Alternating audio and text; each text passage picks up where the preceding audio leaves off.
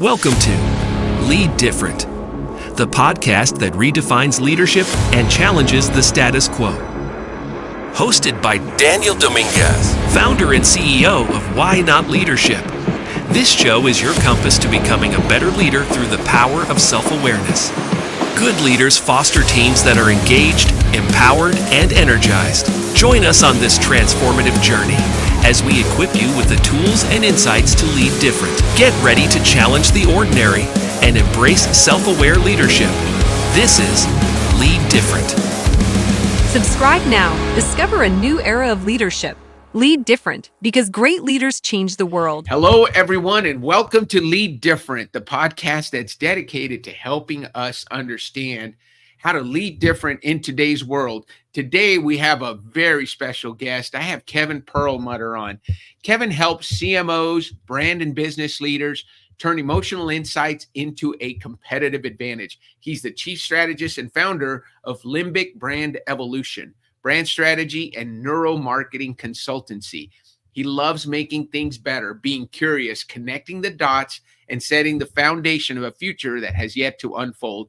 Kevin can help you evolve your brand and grow your business by sparking brand desire with emotional intelligence. And you heard that right. He loves making things better. So I'll give all those of you that are familiar with the YOS, you can guess at what his why is. He helps craft brand strategies for his clients, helps them create limbic sparks by activating brand ideas that have customers at hello and keep them coming back for more. He does this by uncovering the emotional insights that drive behavior. Then he evolves brand messaging and customer experiences. Man, that's a mouthful, Kevin. Welcome and thank you for being with us today. I'm so glad to hear you. Thanks for getting all that about me out there.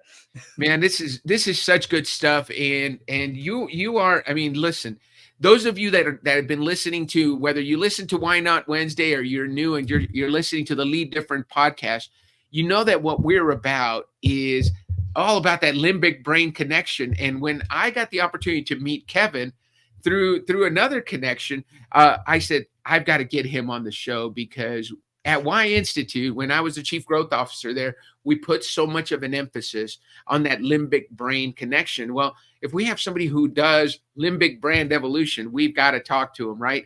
And since Why Not Leadership is powered by the Y Discovery, I just couldn't help but have Kevin Perlmutter on. So thank you for being with us, Kevin. I am looking forward to talking to you, talking through your YOS and learning more about your insights on how to create brands that connect. I'm so glad to be here. It's a great conversation for us to have today. So let's start with the simple question that I ask everyone. We're going to go through your Y operating system, Kevin, and Kevin was nice enough we sent him the YOS, he took it and he gave us some great feedback. So his why is to find a better way. And as you guys know, someone with the why of better way, people with the why of better way are always looking to make things better, find things that exist and make them better. And you heard in the introduction, he loves making things better. So when we talked, I know that resonated really well with you, taking things that exist, innovating them, improving them, and then doing that part that a lot of people really appreciate about Better Way people. You share it with others. When you find a better way, you share it with others. And how did that resonate with you, Kevin? Fit like a glove. It really did. I love these personality tests. I love this personality test. And it was really interesting to read the findings because it's always like looking in a mirror and hearing someone describe you back to you, which I thought was quite an interesting read. Yeah, and you are someone, man, I cannot wait to get into your how of mastery. So what we know about people with the how of mastery is they're all about learning things at a really deep levels. They love depth and breadth. And the couple of conversations that we've had, Kevin, you have really blown me away with how much you know about limbic, creating limbic brands, about how assessments work, about how we can read people and how we can create messages. And so there's such a depth to what you do. I really thought mastery fit you well. What did you think of the description of you as someone who, how you find better ways is by mastering things and learning them at a deep level? And by the way, take a look at that library behind him. Yeah, I mean, it all comes back to I'm a very curious person, so I'm not often stumped to ask a good question. And the questions that I ask help me think about things. They help me connect the dots in unexpected ways. It helps me envision new possibilities. And I'm not someone I'm not someone who throws something away just because it wasn't invented here. I am all about seeing what's working. I'm all about understanding why things are the way they are and how they're happening and whether or not they're working. And if someone is looking for a better way to do things, I'm open to the challenge to try and figure that out. So I really liked the idea of being coined as someone who is all about finding better ways, and the mastery thing. It seems to go with my idea of looking deeply into a situation, asking a lot of questions, and coming out with something that maybe is a bit unexpected. I love that. And one of the characteristics that we talk about with the how of mastery, or anybody who has mastery, whether it's their why, how, or what, is you're really good. Well, these people are really good at digging deep and finding the little levers, those little nuances that can make a big difference. And you posted about this on your LinkedIn, and I love the post. You talked about how you, at the beginning of an engagement with the client, you have way more questions than answers. And boy, that should endear you to anybody, because we've all hired that consultant or that coach that has all the answers for us, and they haven't taken the time to get to know us.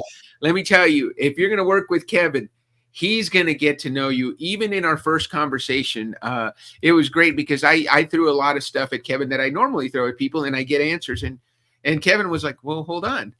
Let me ask you a few more questions before I answer that.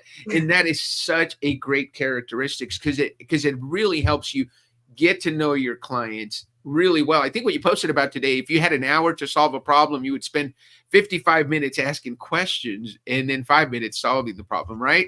Well, Albert Einstein says that, and I agree with him. So absolutely, it's an Albert Einstein quote, and it's something that resonates with the way that I like to think about things. I mean, I work with my clients at a deep level. The insights discovery phase of my work is a very important phase where there's a lot of emphasis that goes into asking all the right questions. And I've been in situations where people want really fast answers and they want to shortcut that phase, and it's not for me.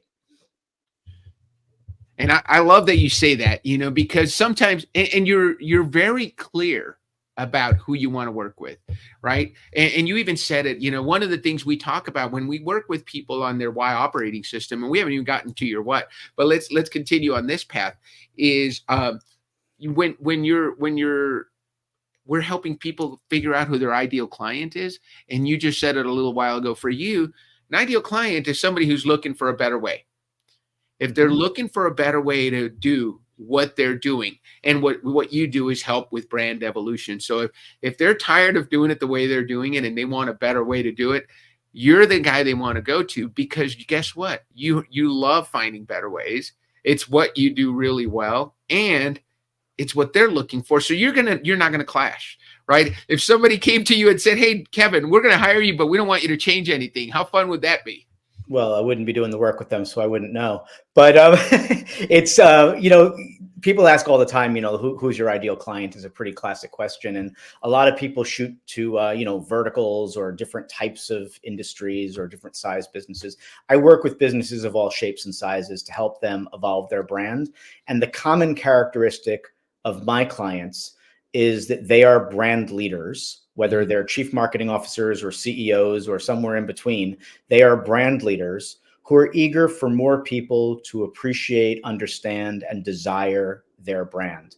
And I'm going to help them find a better way to get there. I'm going to help them overcome some of the limitations of traditional brand strategy that they've been working with, and bring in that limbic thinking, bring in those questions, bring in some things that we'll talk about in this discussion, and that will help them spark desire for their brand among a broader group of people.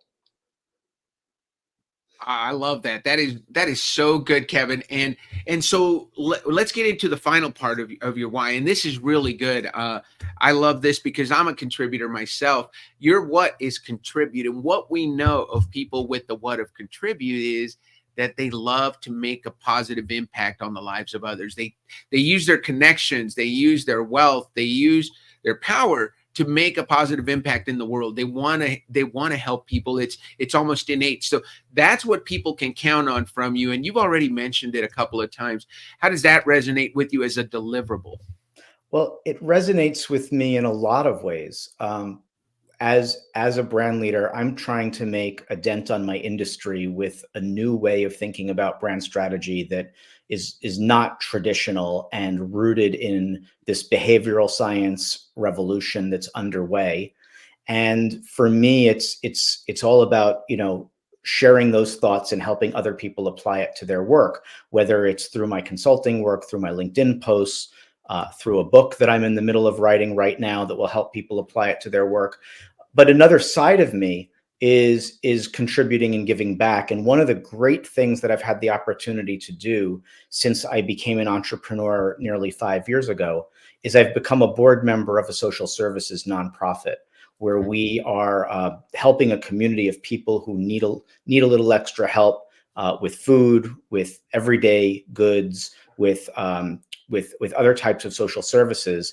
And as part of that organization, I get to volunteer, I get to help people. But what's also really interesting is I do pro bono brand development work for them as well. So we've done a lot to help this organization Rise, a central New Jersey nonprofit at njrise.org.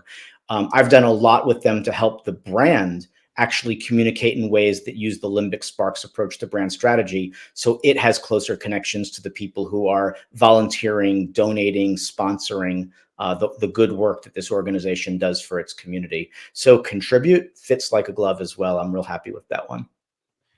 Awesome, Kevin. So far we're batting 100. So and thank you so much. We're batting 1,000. I think 100 is only 1 out of 10. So we're batting 100's not really a good batting average. I know. Yeah, no, that doesn't get you into the major leagues, right? No, not even. I think you need like a little bit more than that. Three out of 10 is good. In most industries, I think if you had a success rate of 30%, you wouldn't get hired a lot.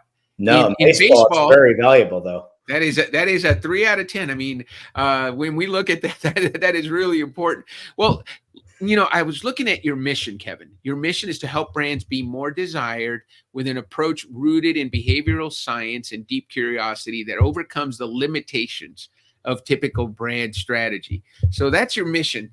Tell us what it means. Well, it's all about a better way to think about brand strategy. So traditional brand strategy has been around for a really long time. It's rooted in decades old persuasion techniques for advertising. Anybody who's been in the business of advertising or brand development knows that there's a creative brief and a strategy that's all about, what does the brand stand for? What are the proof points? What are the reasons to believe? And all of these legacy ways of thinking about brand strategy that are rooted in the brand telling people what it wants people to know. And the challenge with typical brand strategy is that there's not nearly enough emphasis on understanding what the people the brand is trying to reach actually care about, what they care about. And I got to be honest with you, there's an expression out there that you and your audience are very familiar with, which is what's your why? And a lot of people have taken, what's your why is an incredible leadership principle, inspiration tool. There's so much good about what's your why. But unfortunately, the brand community has adopted it as a way to do brand strategy. And in my point of view, what's your why is a half-baked brand strategy, because there's a whole other question that you should be asking before you develop that brand strategy, which is who's your who? Understanding deeply what the people you're trying to reach care about needs to be married with why the brand exists in the world. It's the only way to create real and relevant connections between people is by not just standing up and saying, this is what I'm all about, but also taking into account what people actually care about in their world and how that brand can be a valuable part of it by addressing those needs. So that's what I'm doing. That's how I'm trying to shift the discussion in brand strategy from what's traditional to a better way rooted in behavioral science. I love that you mentioned better way, and that's really good because, as you know, and Kevin, you and I have talked, but those of you who are listening maybe for the first time, we do everything we do at Why Not Leadership starts with why, and this is a discovery. Kevin took it. We talked about his results. That's based on Simon Sinek's famous TED Talk that said start with why. And I love it when you and I talked and you said, well, that's a half-baked brand strategy. And there's a part of it that really resonated with me, and that's the part where you said it's a half-baked brand strategy because it's not about you. It's about your client and connecting limbically with them. So I would love to hear more about what that means when you figure out your who, and then how do you connect limbically as somebody who's listening. I know we want to hire Kevin to help us do that, but what are some things that a brand can simply do to connect limbically and create those limbic sparks with their clients? And let's start with that initial question. Who's your who? Yeah, well, think about it from a human perspective. Let's just say you went out to a bar and you were trying to meet some people, and you were spending all of your time as people came up to you that you were looking to meet, and you were talking about yourself. You were saying, "This is my why. This is what I'm all about. This is what I'm good at. This is what," and how attractive is that going to make you in that situation as somebody that people want to connect with? You might be better off getting to know the people who are coming up to you, asking questions, understanding what they're all about, and then going from there in the conversation with things that you can say that are relevant, that are connection points between you and them. Oh, that's really interesting. You ran a marathon. Oh, that's right. I'm a runner too. Really cool. So, you find those connection points. And this is what the Limbic Sparks approach to brand strategy is all about. It's about understanding what makes a brand tick, what is it doing in the world to make people's lives better, and also what is it that the people that brand is trying to reach need, want, and desire in their own world. And I'm not trying to force fit that connection in the early stages of this work. People aren't walking around looking for brands to fill their life with. People are going about their lives trying to be more successful, trying to be happier, trying to solve challenges, trying to just do things that are fun and entertaining and enjoyable that puts a smile on their face. And if they intersect with a brand, if they come in contact with a brand that sparks their desire because it's relevant and has something to say that is useful or enlightening, then there's a relevant connection to be had there. And that's that limbic sparks intersection, that moment when a brand has you at hello, and then the experiences you have that keep you coming back for more.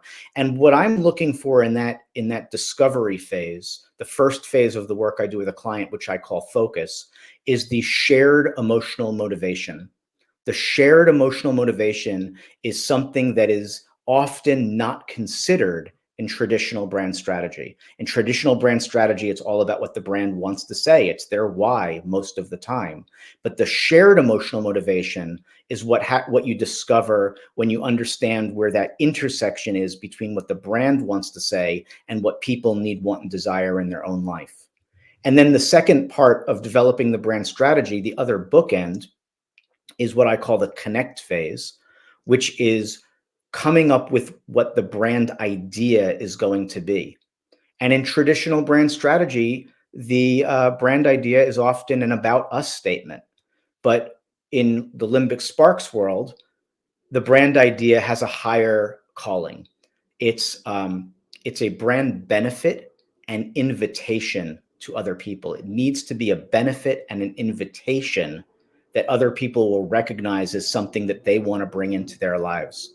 So those are some of the ways that I'm creating a Limbic Sparks criteria for brand strategy that goes beyond what's traditionally done. And the third phase of the work that I do is evolve. So it goes from focus to connect to evolve. And the evolve phase is where you take that brand strategy and you apply it to brand messaging, brand experiences, how you convey your products and services, and all of the activations that you put out into the world so that people hopefully feel those limbic sparks when they encounter what you're putting out there. You said something really important, Kevin, and I want to unpack that. You talked about shared emotional motivation. So one of the things I've talked about for the past 4 years is, pardon me, when you let people know what you believe, you attract people who believe what you believe. And so that's good in terms of, you're a better way guy. You let people know, hey, if you work with me, I'm going to find a better way. There's a time for that. But there's the time that you spend in discovery to figure out whether that client is actually looking for a better way, right? By working with them, talking, asking the question. So short of letting people know what it is that you believe, what it is that you stand for as a brand, how do you attract people that are connected to you? So without making it all about yourself. Well, you know what I find, there's something I find that happens in common across all of the clients that I work with.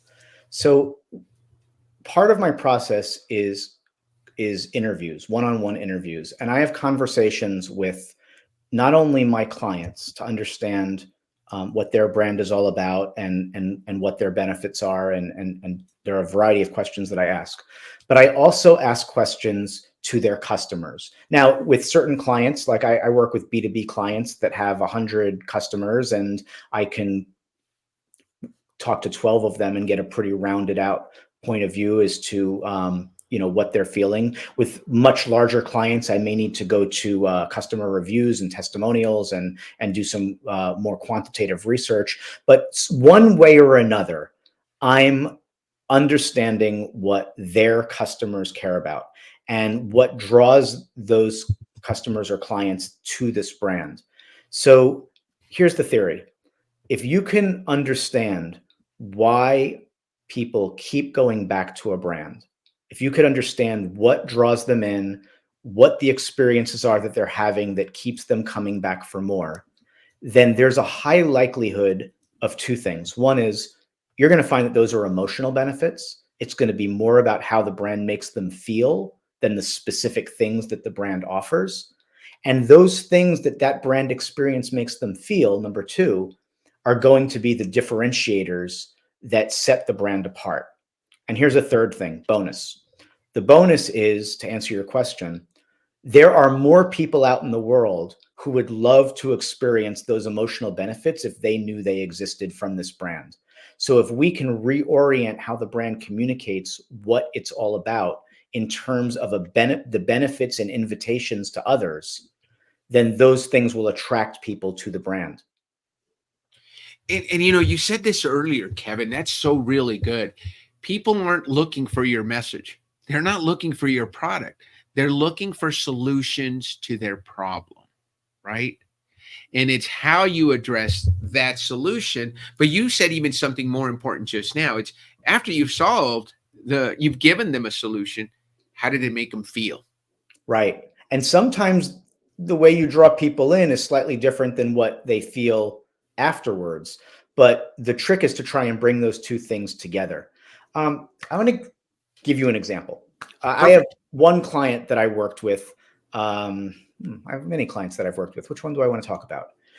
Okay, I'll go with this one. I have one client that I worked with, the AT&T Performing Arts Center. It's a nonprofit in Dallas, Texas, and it has an incredible campus of buildings. They bring in world-class performances from all over the world, and they have a community in Dallas that most of them know who they are and have perceptions about the brand. And when I started working with them about 4.5 years ago, they said to me, why is it that a lot of people in Dallas don't think that we're a brand for them?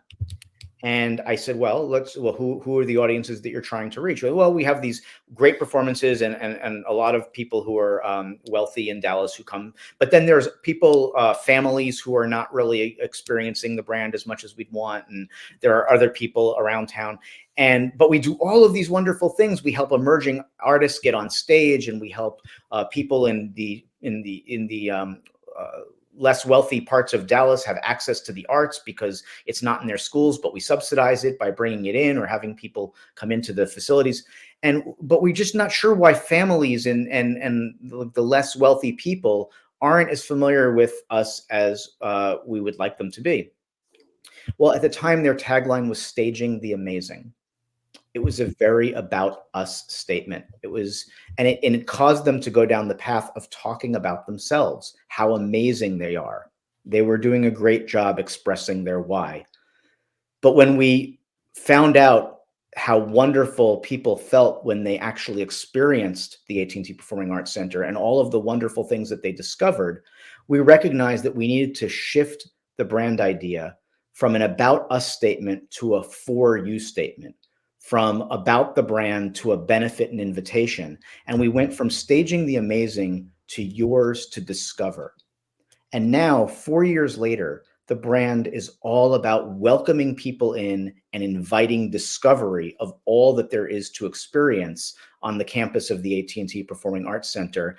And their audience is much broader than it had been in the past because more people are feeling like, wow, this is a place where I can go check it out and learn what they have to offer and then experience more and more things as time goes on. So that's a flip from traditional brand strategy to a Limbic Sparks approach to brand strategy, from a what's your why to a what's your why intersecting with who's your who.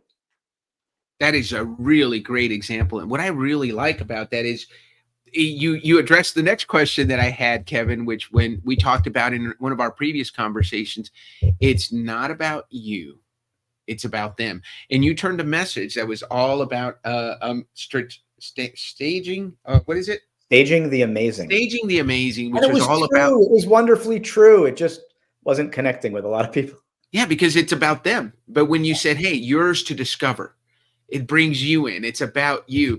Liz Wendling, who's a colleague of mine, who's amazing. She talks about, we do it in emails. We'll send an email out that says, "Hey, Kevin, I'm looking forward to talking to you. I would love to learn more about you. I. And she says, go through your emails and replace every I statement with a you. Kevin, you are someone that I think our audience would love to meet. You have an amazing program that we want to share with the world." And start the sentences with you instead of I, and the message resonates so much differently, right? Oh, most definitely. And I love that was a perfect example because you said yours to discover. So that's a great perfect example. So thank you for letting us get a little bit into your process and how you help organizations. Let me ask you another question, Kevin, because this is Why Not Leadership is all about doing things different. It's about saying why not to opportunities or new ventures. Tell us about your why not moment. Tell us about a time in your life when you said why not to something and it's turned out so well that you're so glad you did. You want to let the world know, hey, if you get this kind of opportunity, make sure you say why not. Tell us about that moment for you, Kevin. Yeah, huge moment. So I worked for many, many years for other people. I had the opportunity to make things better at a brand consultancy that I worked at called Interbrand, a global brand consultancy, where I created their first ever global customer experience practice. I went to a music studio where I learned behavioral science and created a research capability rooted in neuroscience. And in 2019, the idea occurred to me that this neuroscience understanding is not part of traditional brand strategy. It's missing. So I said to myself, well, maybe I should start a brand consultancy and be an entrepreneur and focus on bringing emotional insight to the center of how brands create desire among the people they're trying to reach. So I said, why not? Let's start a brand consultancy. Let's be an entrepreneur and let's do things in a better way than what's out there. So that's my why not moment. That is really good. And here you are. I mean, 5 calendar years later, right? 2019, Yeah. 2024. Yep. What's the biggest satisfaction you've gotten from that work that you're doing in those past 5 years? It works. So it started out as an idea. It started out as a sketch on a notepad and an idea on a coffee cup, kind of a thing.